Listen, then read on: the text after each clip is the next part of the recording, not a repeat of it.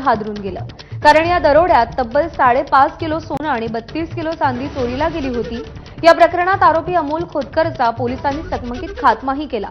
अमोल खोतकरकडे चोरीचं सोनं असल्याचा संशय होता। त्याशिवाय 6 जणांना अटकही करण्यात आली, मात्र पोलिसांनी केवळ 20 तोळे सोनं रिकव्हर केलंय। त्यामुळे बाकीचं सोनं गेलं कुठे असा सवाल उद्योजक संतोष लड्डा यांनी उपस्थित केलाय।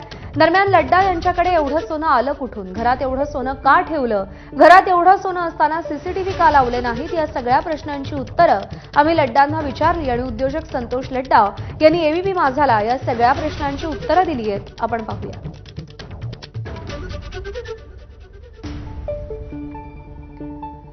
तर चोरीला गेलेल्या 5.5 किलो सोन्यांपैकी केवळ 20 तोळे सोनं रिकव्हर झाले, त्यामुळे उर्वरित सोनं कुठे आहे असा सवाल विचारला जातोय।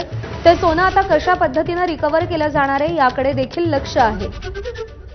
ज्याच्याकडे हे सोनं असल्याचा संशय होता त्याचा पोलिसांनी चकमकीत खात्मा केलाय। त्यामुळे आता पुढे या सोन्याचा शोध कसा लागणार हा प्रश्न निर्माण झालेला आहे। या संदर्भात संतोष लड्डा यांनी एबीपी माझाशी सविस्तर बातचीत केलेली आहे। प्रश्न निर्माण अनेक झाले की घरामध्ये एवढं सोनं असताना सीसीटीव्ही का लावले नाहीत, एवढ्या मोठ्या प्रमाणात सोनं मुळात घरात का ठेवलं, एवढ्या मोठ्या प्रमाणात सोनं कुठून आलं, असे अनेक प्रश्न निर्माण झाले आणि त्याची उत्तरं देखील त्यांनी दिलेली आहेत। 15 मे रोजी एक खूप मोठा दरोडा छत्रपती संभाजीनगरमध्ये उद्योजक संतोष लड्डा यांच्या घरी पडला आणि यामध्ये कित्येक किलो चांदी आणि 5.5 किलो सोनं हे लंपास करण्यात आलेलं होतं।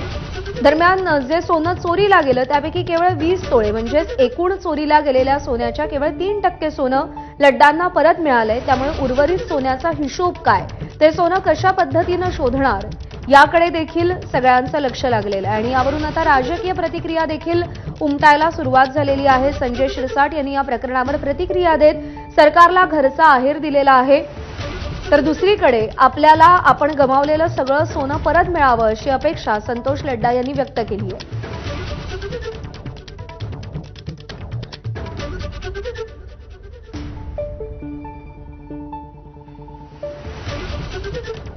5.5 किलो सोनं आणि 32 किलो चांदी चोरीला गेली होती, पण त्या 5.5 किलो सोन्यापैकी केवळ 20 तोळे सोनं संतोष लड्डा यांना परत मिळालंय।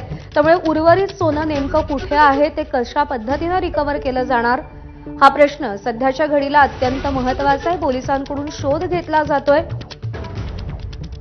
ज्याच्याकडे सोनं आहे असा संशय होता त्याचा चकमकीत खात्मा केलाय पोलिसांनी। त्यामुळे आता उर्वरित सोनं कसं रिकव्हर होणार हा प्रश्न आहे।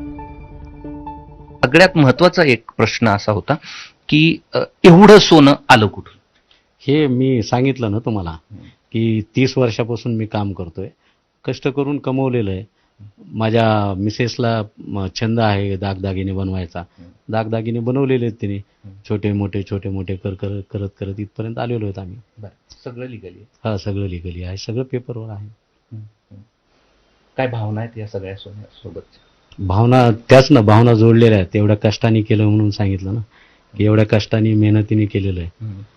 मग काही नव्हतं, काही नसताना आम्ही एवढं काम करून नोकरी करून चांगल्या पदावर नोकरी करून सगळ्या गोष्टी करून काम केलेलं आहे, कमवलेलं आहे। एका रात्रीतून गेलं, वाईट तर वाटतंच, एका रात्रीतून गेलं वाईट वाटतंच। एखादा दागिना तुम्ही दिला असेल घरच्यांना, म्हणजे पत्नीला दिला असेल? हा, ते तर अॅनिव्हर्सरी आहे, वाढदिवस आहे, तर होतच ना त्याच्यावर की काय दागिना करू, अशा प्रकारेच होतं ना। बरं, आणखीन एक प्रश्न की एवढं घरात का ठेवलं होतं? हा ऍक्च्युली असं कधी डोक्यात आलंच नाही ना की असं काय होईल म्हणून, आणि घरी माणूस असतोच ना, त्याच्यामुळे तसं पण काही डोक्यात कधी विचार आला नाही। बाकी काही असं घरात ठेवण्याचा काही स्पेसिफिक पर्पज नव्हता त्याचा।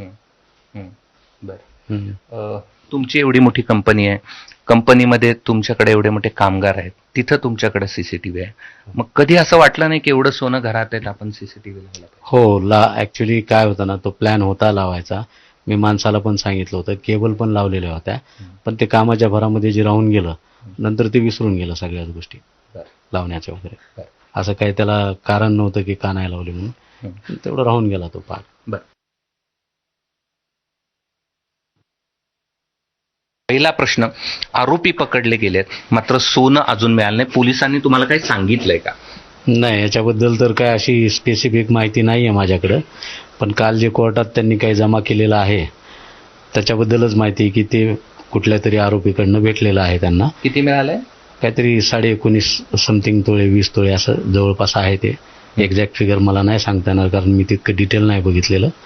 कारण ऍक्च्युली दिवसच माझा असा फक्त विचार करण्यामध्ये आणि याच्यामध्ये जातोय की काय झालंय आणि कसा प्रकार झालेला आहे ते. बरं. तर चोरीच्या गुन्ह्यांमध्ये